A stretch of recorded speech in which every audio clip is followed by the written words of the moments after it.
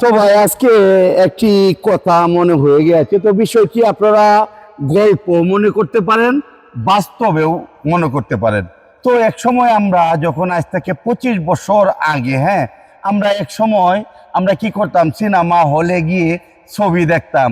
আমাদের যখন শ্বশুর বাড়ি যেতাম, আমাদের যে শালি রয়েছে, বউ এবং বোন ছিল যারা, এদেরকে নিয়ে আমরা কিন্তু এক সময় সিনেমা হলে গিয়ে ছবি দেখতাম। হ্যাঁ, তো এক সময় যখন এভাবে যেতাম, হঠাৎ করে এই সিনেমা হলে যে কি লীলা শুরু হইলো বুঝছেন।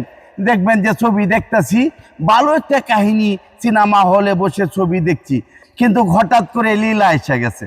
তো এই লীলার কারণে এই অবস্থা হয়েছে, যাতে করে মনে করেন একজন বন্ধুকে নিয়ে সিনেমা হলে যাওয়া যেত না, এই অবস্থা হয়েছিল। হ্যাঁ, তো এখন বিশেষ করে আমরা যারা নতুন কন্টেন্ট ক্রিয়েটর রয়েছি এবং যারা আমরা ভিডিও আপলোড করি, আমাদের স্কুল কলেজের ছেলে মেয়েরা যারা আছে, হ্যাঁ, অনেকেই কিন্তু রং বেরঙের ছবি আমরা পোস্ট করে থাকি। হ্যাঁ, অনেক সময় অনেক ছবি পোস্ট করে থাকি, কিন্তু এই যুগের মাধ্যমে আপনার মনে রাখতে হবে যে আপনার যে এআই আছে বুঝছেন, এই এআই দিয়ে যে কোনো সময় আপনার ছবিকে কি অনেক কিছু করতে পারে। হ্যাঁ, তো আমরা যারা স্কুল কলেজের আমাদের যে ছেলে মেয়েরা আছে, যারা বিশেষ করে আমাদের মেয়েরা যারা আছো, তো তোমরা একটু যখন ভিডিওগুলি আপলোড করবা এবং ফেসবুকে ভিডিও ছাড়বা, তো একটু সতর্ক থাকবা,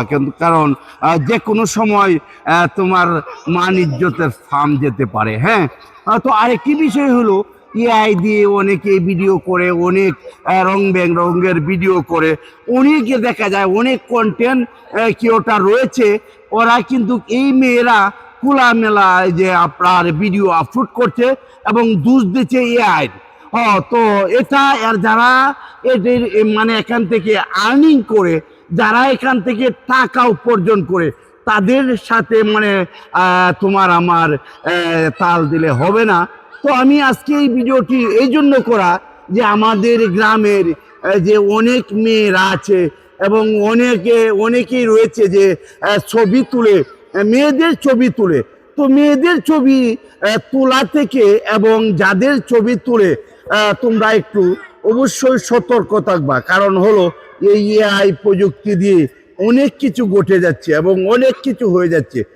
দেখা গেল তুমি স্কুল কলেজের একজন মেয়ে, তুমি যাচ্ছ, হঠাৎ করে দুষ্ট লোকে একটি ছবি তুলে তোমার ছবি দিয়ে, এবং আশেপাশে যে তোমার বন্ধু বান্ধব আছে এদের মোবাইলে করে তুমি একটি ছবি তুললো, কিন্তু এই ছবিটাই তোমার কাল হয়ে যেতে পারে। তো আসলে এই বিষয়টি কিসের জন্য বললাম, তো এই বিষয়টি যদি গুরুত্বের সাথে একটু চিন্তা ভাবনা করো, সকল কিছুই তোমরা পাইবা।